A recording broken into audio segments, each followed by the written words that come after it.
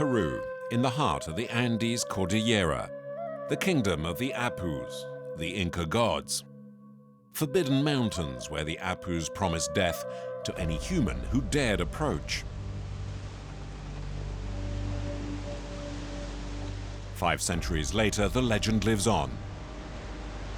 But there is a bold handful that defies the decree of the gods without a second thought.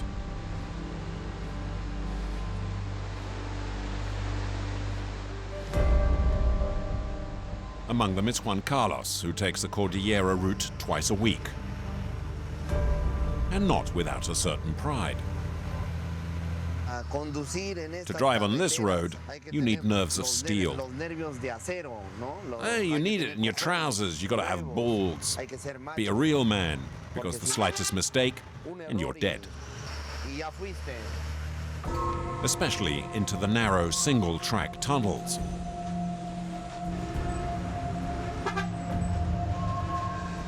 In these sacred mountains, the only way to drive is with the horn. Tunnel or no tunnel, from morning to night, Juan Carlos travels at breakneck speed. Each tunnel exit is a lottery. There could be an oncoming vehicle or rocks from a landslide. The mountainsides around the tunnels are rarely reinforced.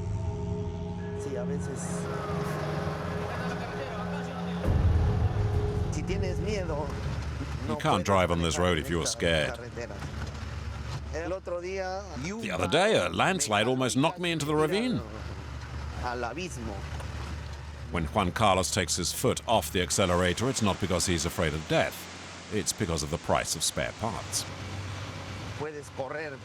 I could go faster, but it may break an axle. To avoid accidents, you have to slalom between the stones.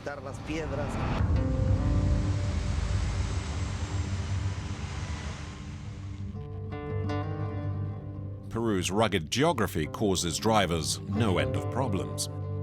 To get across the Andes, there are a few paved roads, but winding trails that snake to dizzying passes 5,000 meters high.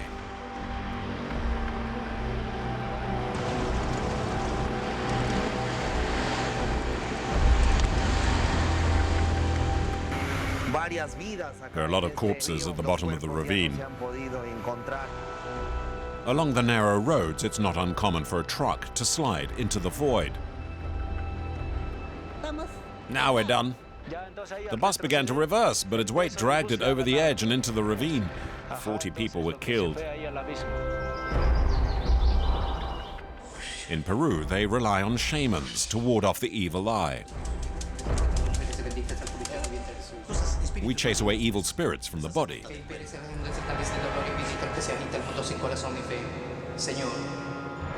At the foot of the Cordillera flows the Amazon, the largest river in the world, in parts some 40 kilometers wide. Its monstrous, treacherous, and indomitable waters crossed by hundreds of ships. And passengers can remain stranded on sandbanks for weeks at a time.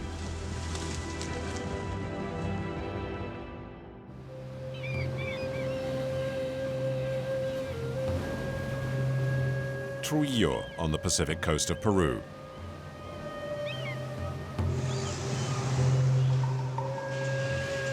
Nothing much has changed since the time of the Incas.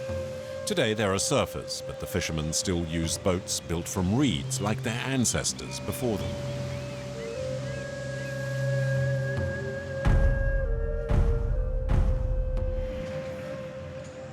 Juan Carlos set up his company here 6 months ago. The idea came from his father. He used to take his son with him as he drove his truck. It's an addiction his father today regrets he passed on. I've seen many accidents, often very serious ones. Falls, car wrecks, fires, collisions. Many of my friends have died in road accidents. Juan Carlos does more than just drive. He also buys and sells goods for his own account. Today he's taking an enormous gamble by transporting 260,000 eggs across the mountain roads. They're fragile, but the eggs are well packed. They're securely attached. It should hold. Yeah, but if the truck has an accident, it might make a good omelette. It's happened to colleagues whose trucks have overturned. The cargo is not insured, and Juan Carlos has invested all his savings in the venture.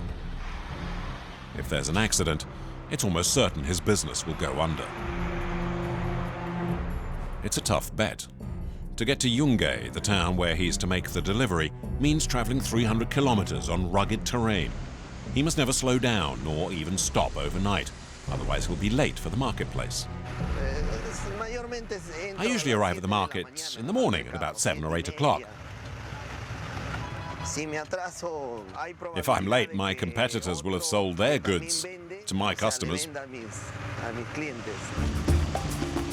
Juan Carlos has planned everything to his own advantage. He's stealing a 5-hour march on his rivals.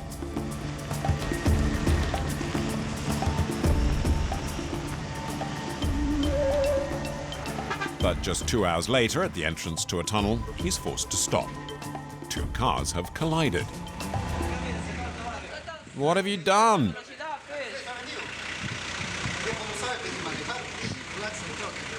Well, it's your fault. You could have gone round that way. You could have gone that way.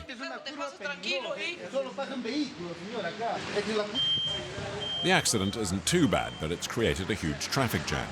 The tunnel has only 1 lane, and by the time it's cleared, Juan Carlos has lost 2 precious hours.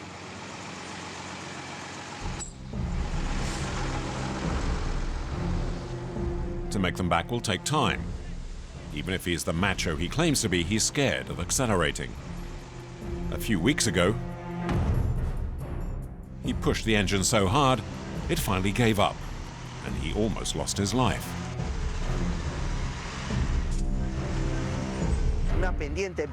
I was on a very steep descent, and my brakes failed. I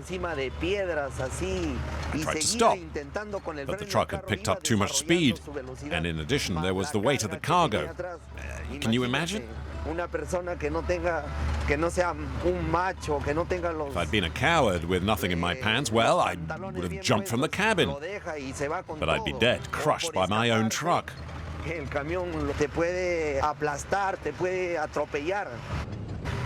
But I kept my composure. I spotted a large rock and I pointed the truck towards it, and it stopped.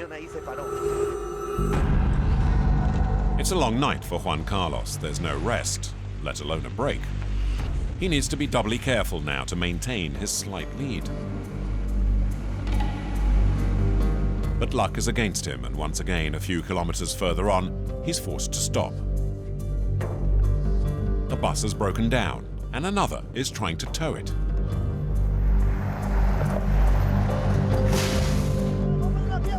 I need to make a loop in the cable, then tie it on. Here we go, and then attach it. That's fine, let me put it on. In the Cordillera, buses are the only way to go from city to city. Ancient and often poorly maintained, breakdowns are frequent. Passengers have little choice but to wait. They should check the state of the bus before leaving. The bus was making a really funny noise for about 10 minutes and then it just stopped. And we've had it now. They've been waiting for more than 3 hours. There's nothing to eat. There's no water, and no one knows when we'll be moving again. The road is poorly maintained, there are landslides, cars going off the side, a lot of people killed. These passengers are not willing to go home quite yet. As they wait for the tow truck, the drivers have managed to get the bus onto the side of the road.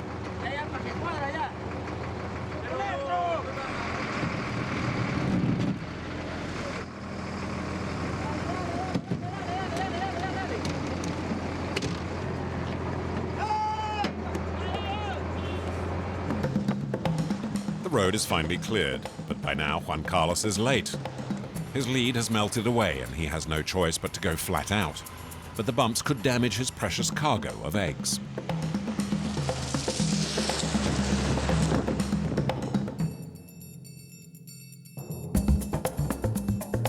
Yungue is still another 20 minutes drive. Juan Carlos is afraid that his clients will buy the competition's eggs. He does his sales pitch over the phone. Hello. Yes, I'm coming. We can talk when I arrive. It's 7 in the morning and Juan Carlos finally arrives just a few minutes behind schedule. He checks the condition of his cargo. So, did it make it? Yes, everything is good. But sometimes you have problems though, don't you? Well, of course. I could have lost the cargo back there. Juan Carlos has just enough time for a quick breakfast before the return journey and a new shipment. Yungay, population 20,000, is one of the few towns of any size in this remote valley. As elsewhere in the Andes, the women wear their distinctive hats, a custom forced on them by the Spanish conquistadores. Each tribe was given a different style. It was one way to recognize and control them. And somewhat bizarrely, the Indians have kept up the tradition.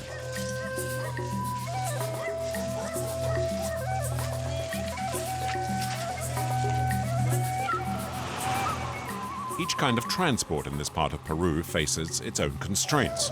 The bridges, for example, are rarely capable of supporting more than 20 tons.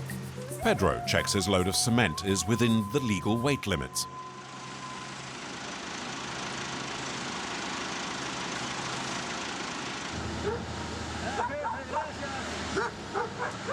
Pedro's heading to the other side of the Cordillera, 350 kilometers, over some of the highest peaks in Peru. His destination is Huancrachuco, the last town in the Andes before Amazonia.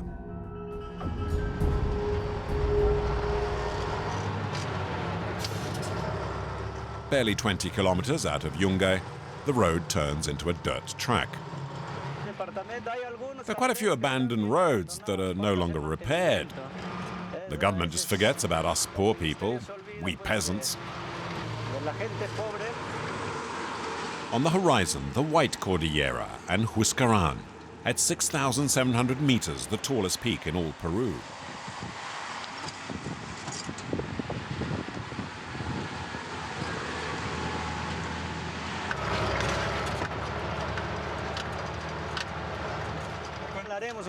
It'll take 15 or 16 hours to reach Huancrachuco, but occasionally, because of potholes and landslides, it can take up to 2 or 3 days.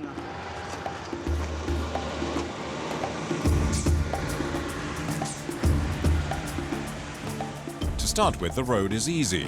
Pedro drives quickly and safely. But as the mountains loom ahead, the road narrows to a thin strip of dirt. It's the same track messengers would take in the days of the Inca emperors.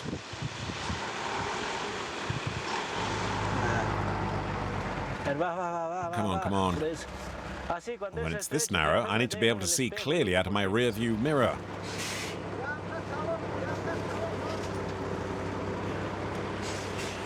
Between the ravine and the mountainside, the track is just wide enough for the truck.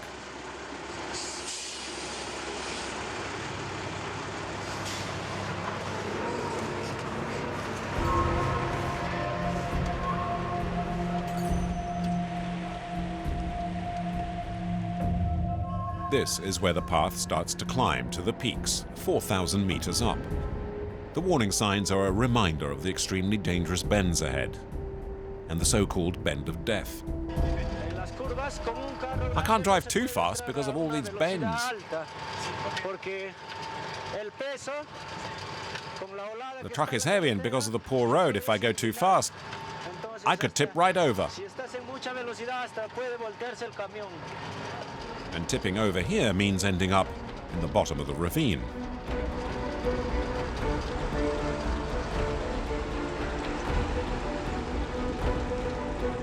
Fatal accidents are common. Recently, one experienced bus driver was careless. The incident happened here, at the top of the climb, on the so-called bend of death.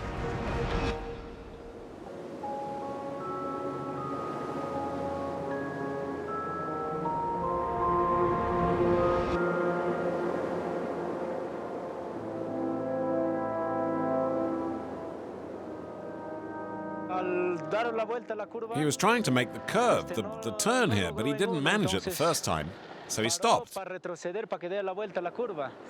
And then he began to reverse. But suddenly the weight dragged him backwards, and the bus fell into the canyon. 40 people were killed. Their relatives have put the crosses and the small altars here.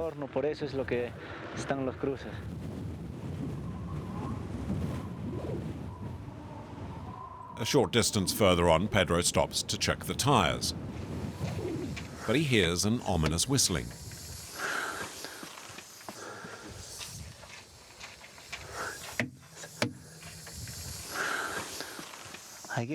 Yes, I need to patch this up. It's a puncture. I have to do it because one wheel won't be enough for this truck. You're meant to check these things. Instead, you're just sitting in the truck doing nothing. Is it difficult to change the wheel? No, it'll take about 20 minutes.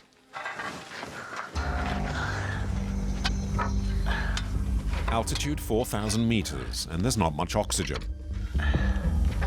Any physical effort is painfully difficult, so maneuvering a 100-kilo tire is hard.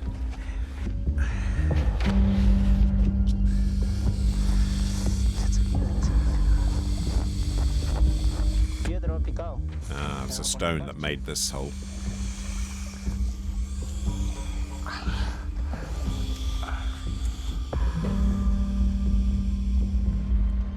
Instead of 20 minutes, Pedro and his assistant take almost 2 hours to repair the tire.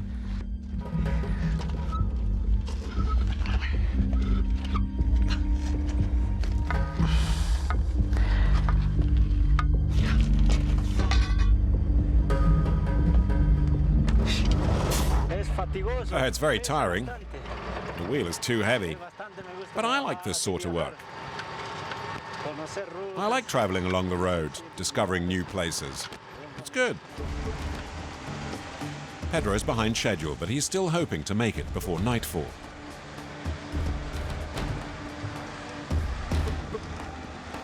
In the Andes, the roads may be tough, but they do at least link all the towns in the Cordillera, apart from one.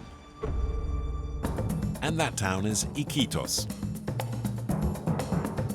In the jungle, in the middle of nowhere, its 400,000 inhabitants are cut off from the rest of the world. There are no roads. The only way in is by boat or by plane. People have got used to doing without cars here. They get around on scooters or on bicycles that have been shipped in along the river from Yurimaguas, 400 kilometers upstream.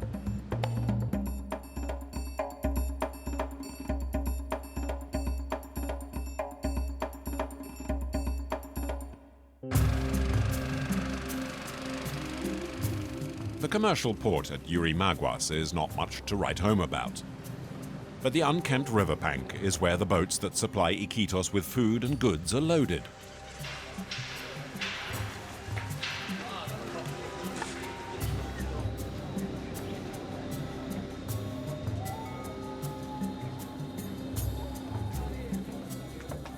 This ship, the Eduardo VI, is ready to cast off. In the hold, they're loading 30 tons of fruit and rice.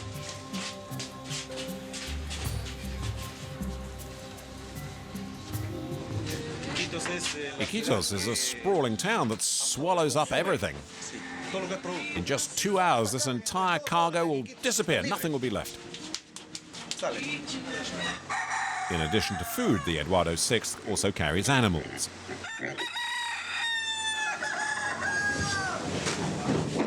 And on the upper deck, passengers. 300 altogether jammed together in hot, sticky conditions.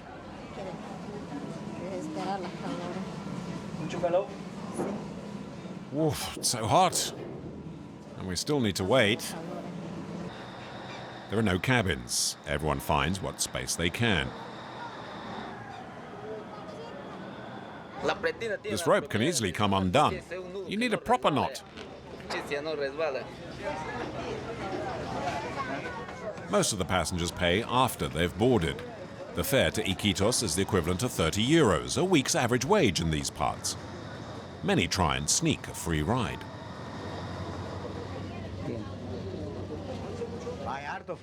There are plenty of fake tickets, but this helps me to detect them.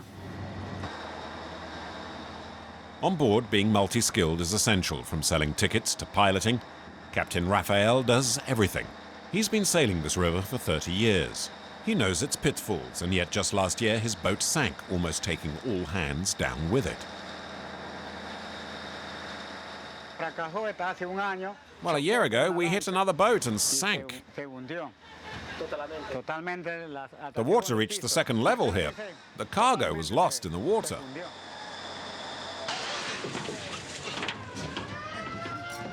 Before casting off, Rafael puts on his uniform. That's the whistle. We're leaving. Engines on. Come on, let's go.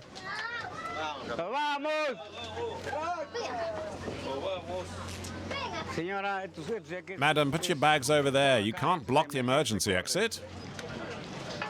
Let me through, let me through. Hoist the gangways. The ships are berthed one on top of the other, and extricating oneself is tricky. Push it a bit, we'll get through. Go on, keep shoving. Keep going, go on. Keep pushing. That's good, we're through.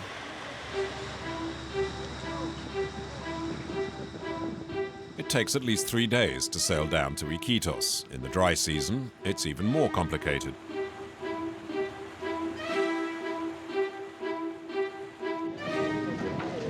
You see that? That's sand. The channel is over there. The rest are all sandbanks and very dangerous. You need to navigate through the middle, where the water's deep enough. I swear you need a good eye to avoid running aground on the sand. The pilots take it in turns at the helm every 6 hours. They need to concentrate 24 hours a day. Eyes peeled on constant watch for the sandbanks.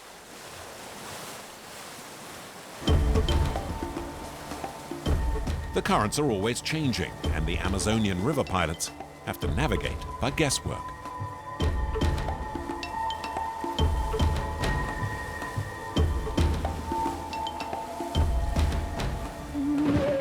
Late in the afternoon, a violent storm strikes the Amazon.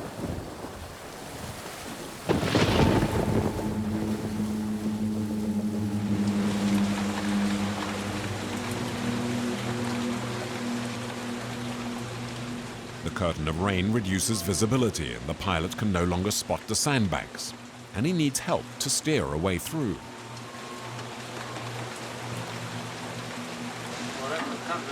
Go this way. Keep going this way.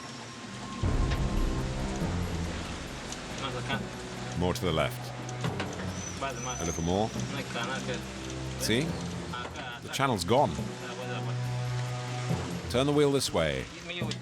This way. It's too late. The boat is no longer in the channel. Stuck between two sandbanks, the vessel is now firmly in the grip of the current, unable to steer and heading straight for the riverbank. We can't get out.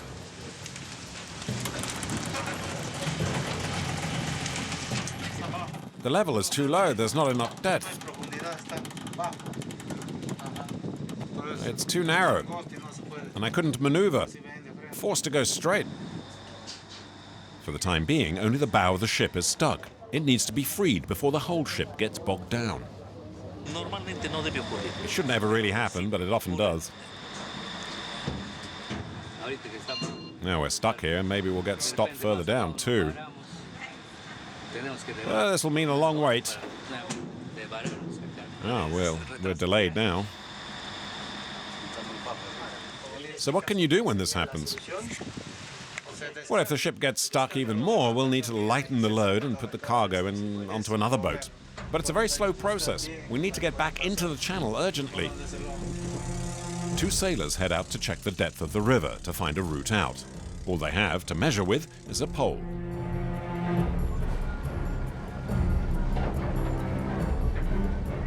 Two meters 40. They've found deeper water, and after reversing, the boat is finally free. We're at 2 meters 40. That's it. The water's deep enough. We'll head that way.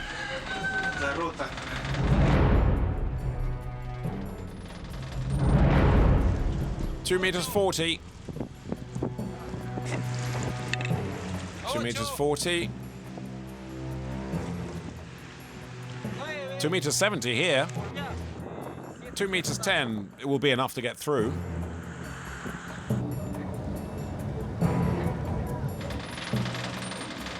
.240. To be safe, we'll continue to take depth measurements all night, at least for another 12 hours, and all through the journey. The Eduardo VI has scraped through, and for now at least, there's 2 more days on the river before Iquitos, their destination.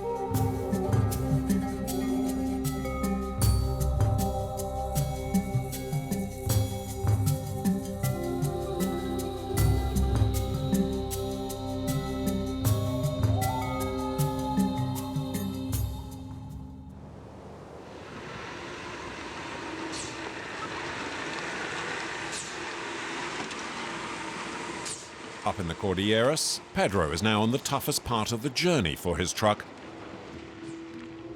A succession of mountain peaks, forcing him to constantly alter his speed and let the clutch in and out. The abuse is wearing out the engine.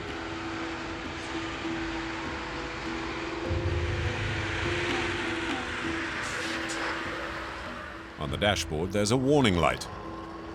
The radiator is overheating, and the needle's in the red. That's not right. Look, it's heating up. It's over 98. There's a hole in the radiator. There must be a leak. Now we'll need to keep stopping to add water.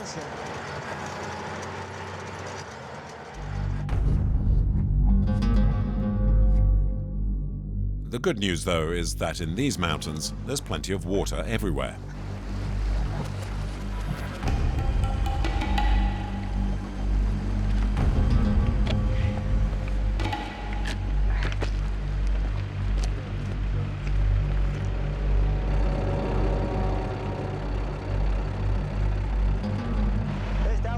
It's spring water. It's like cooling fluid. Come on, we need to get on if we want to arrive today. Can't hang around here anymore.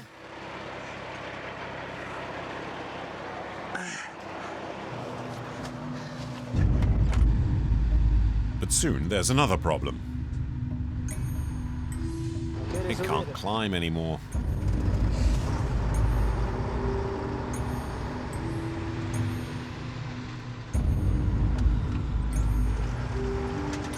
The overheating has damaged the engine, and Pedro can't figure out what's causing it.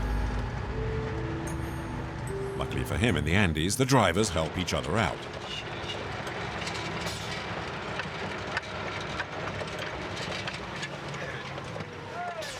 Hey, how's it going? Listen, my engine's rolling over nicely, but it can't climb. It keeps stalling. That's the diesel oil. Oh, right. There's probably dirt, and it's blocking the filter, and that stops it going through the engine. Okay, thanks very much.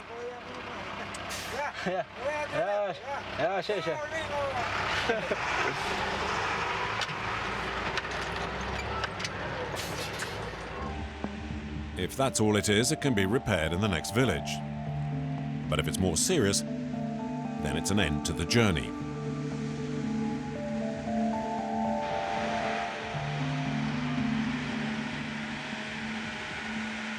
After the next bend, there's a bridge. It's one way of checking whether the truck is not overweight. 20 toneladas máximo. This is risky because some of the planks are rotten. We could fall through. It could collapse.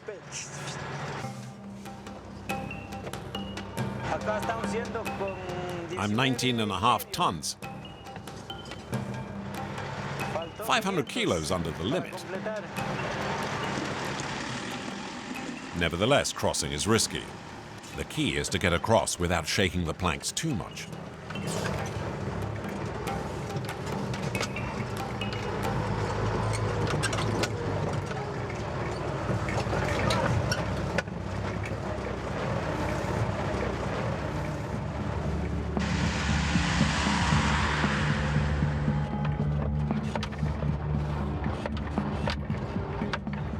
By about 10 at night, he finally finds a garage.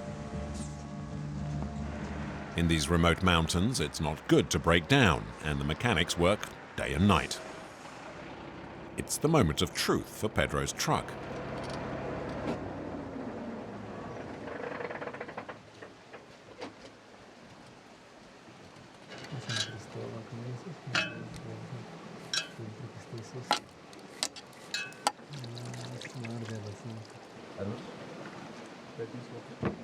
This is what there was. The diesel was filthy. The dirt blocked the filter.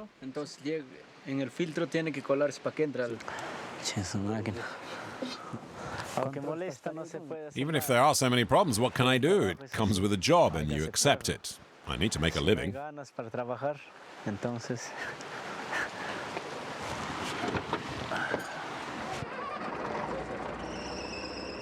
Oh, I think that's better now.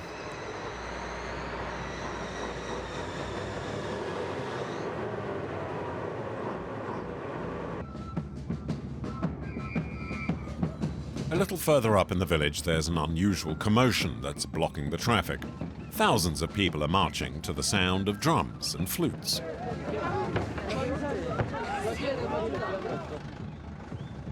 All are heading to the same place, the valley of Qoyllur Rit'i.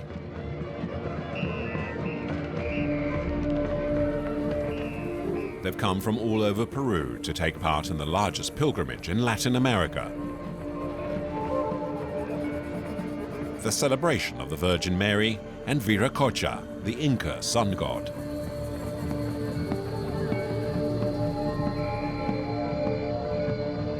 "100,000 faithful have undertaken to travel for 3 days and nights to pay homage to them both.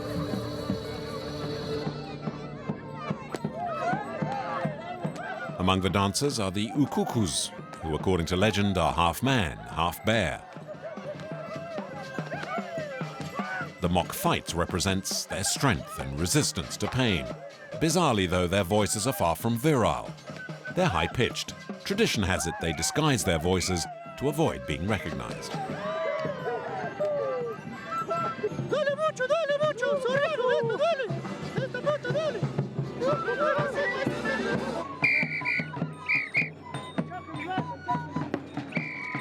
But not all are here to dance. The majority of the pilgrims trek up the mountainside for hours without flinching to reach a small sanctuary. But only a few pilgrims are allowed to enter and implore the gods of Qoyllur Rit'i.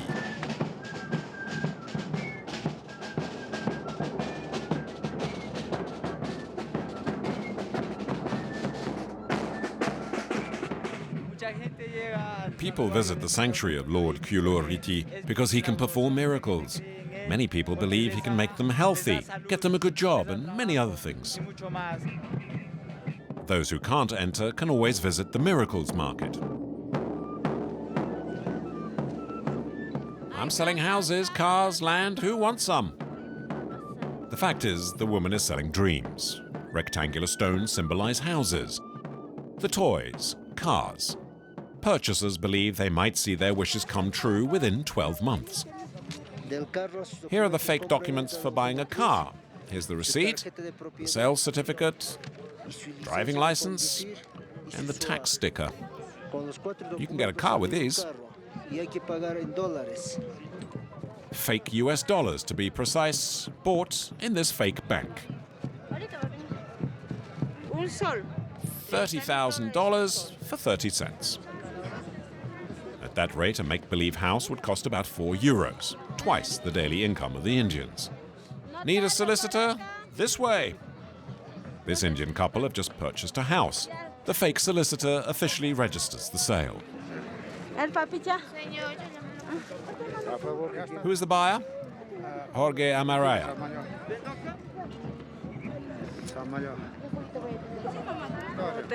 We're also buying land. Have you really bought it? Yes, but the papers, well, they're a joke. In addition to couples, there are also students here to buy entry diplomas. But will you actually study? Oh, yes. To get a place, you need to leave your wish to the Lord. And that's why he's buying his admission, so his wish can come true. Of course the wishes come true, if you really believe in it and have faith. The last day of the pilgrimage is the most important. Only the privileged can carry the crosses.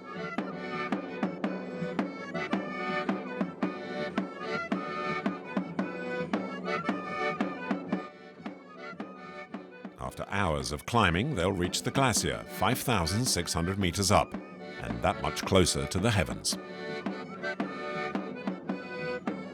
Whether their gods are Christian or Inca, the Qoyllur Rit'i faithful hope their prayers will be heard.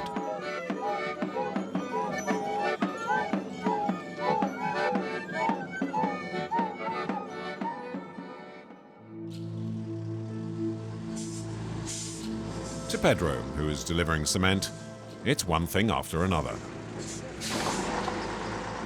He's got another 350 kilometers to go, but he's been on the road for 2 days already, and his trip seems interminable.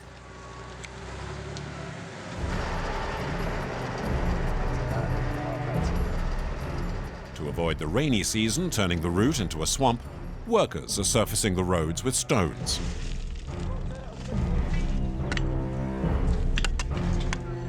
To Pedro, what they're doing is a waste of time.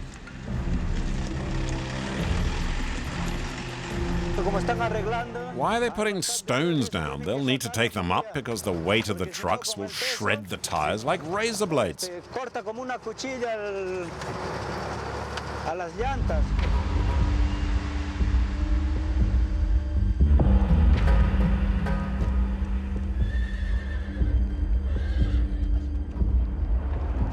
And the stones might also cause the tires to burst, which is what happens next to Pedro.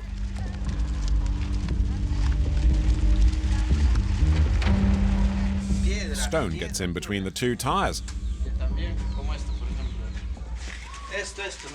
You see? And with the pressure, it will burst one of them. Usually the driver doesn't even realize it.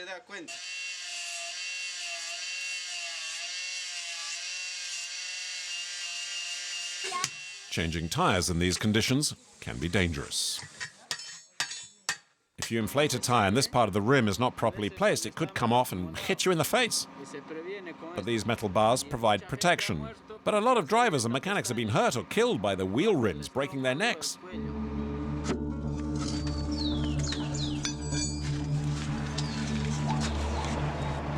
Pedro has another 60 kilometers to go, the hardest part. What time is it? It's 2:38. 2:38. Well, we might make it by 8 or 9 p.m. if we don't stop. It's unwise to drive here at night. There are bandits in these remote mountains. They could block the road with rocks and then rob us.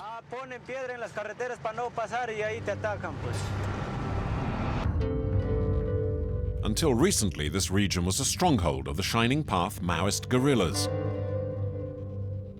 They fought the authorities for almost 2 decades to impose a communist regime. When their campaign ended, not all the guerrillas returned home. Some have become highwaymen. Recently, they'd held up a trucker on this stretch of road.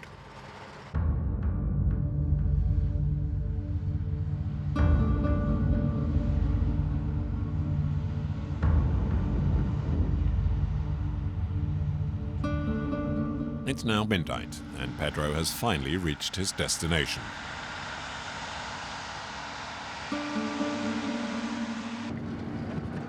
But he gets lost inside the village. In Peru, signposts are rare.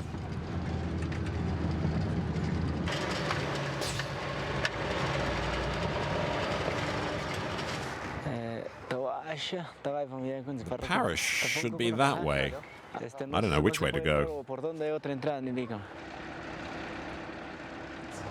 I think we'll sleep here and we'll find my way tomorrow. Pedro took 3 days to cover 350 kilometers, an exhausting journey which earns him less than €5.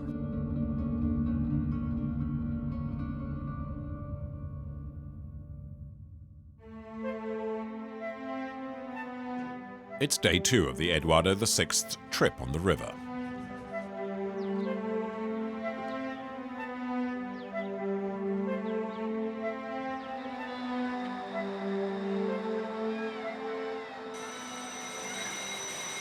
The 300 passengers rush into the restaurant at the same time. On the menu are meat, rice, and bananas.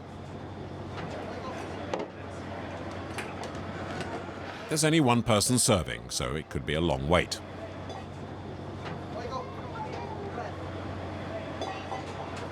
Well, it's not great, but it's all there is. Otherwise, what would we eat? There are so many people that those at the end of the queue will go hungry.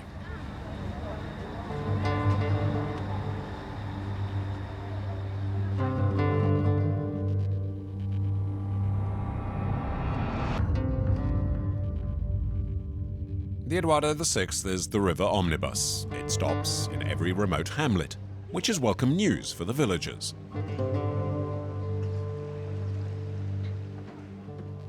They can make a few pennies by trading with the passengers.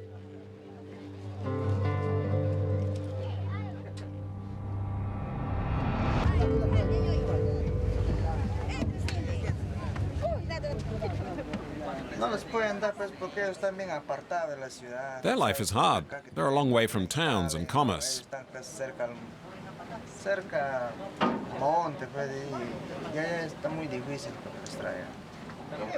They only know their hills, and they live off hunting and fishing and eat bananas mainly.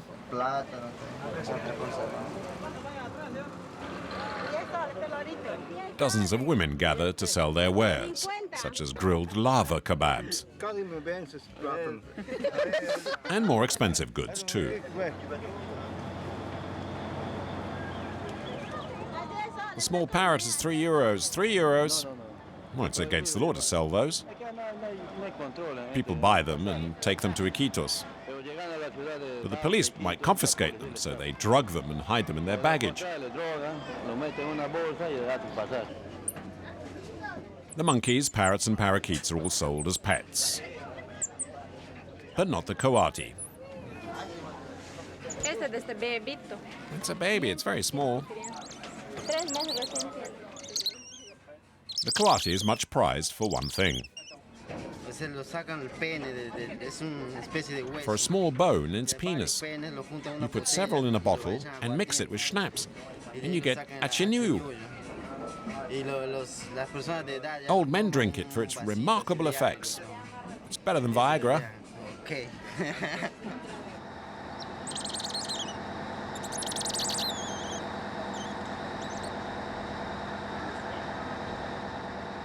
Ancestral remedies, not just to invigorate, but as cures too.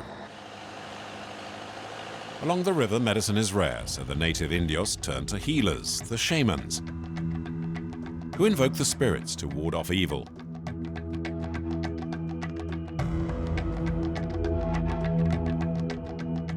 As with this small boy suffering from malaria.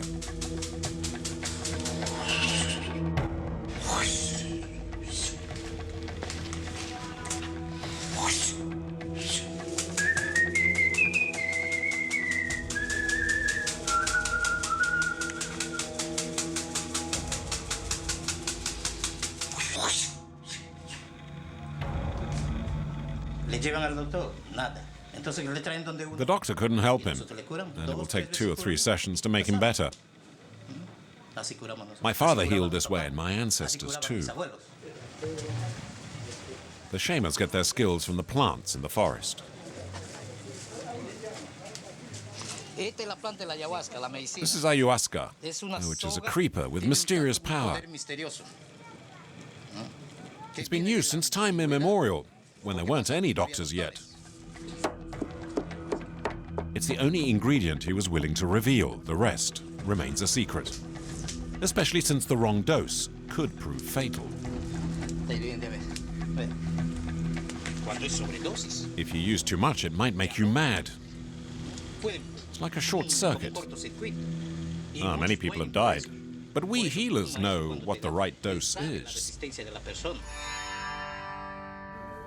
The shamans are more than healers. Thanks to the mystical creeper, they have other powers.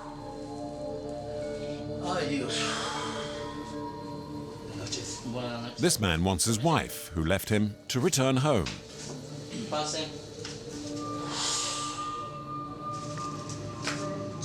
This young Indian woman wants to get pregnant. The third patient has painful stomach cramps. Before the ceremony, each of them has to swallow a bowl of a magical extraction.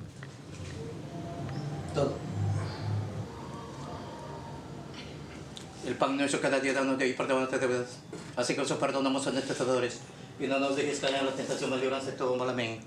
Dios te salve María, llena de gracia, el Señor es contigo, bendita tú eres entre todas las mujeres, y bendita es el fruto de tu vientre, Jesús. The immediate effect is to make the patients vomit. Then they fall into a hypnotic state.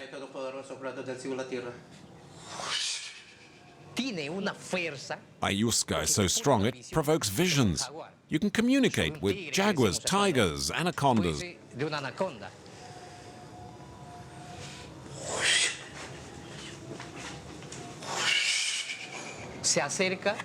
And these animals can draw out the illness within the body.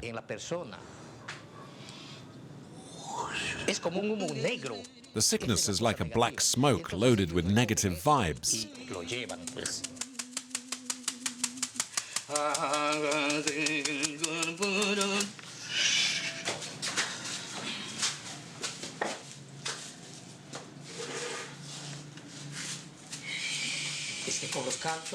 The plant acts like a magnet on this man, for example.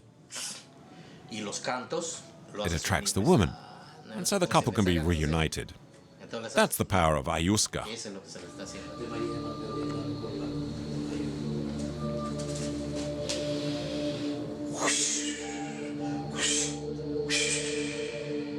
May God bless you.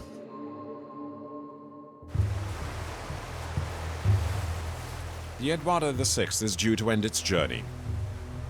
It's been a hard trip. This is where two tributaries join the Amazon, and this is where it becomes the largest river in the world.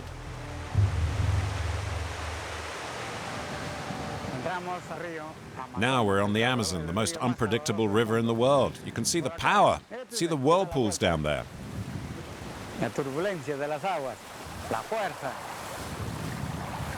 When the boat's overloaded, those could suck the boat in and sink it. That's why we need to be careful when we navigate these waters. By the end of the day, they can see Iquitos. Journey's end. Go to K19. Sorry, careful, mind the gangway.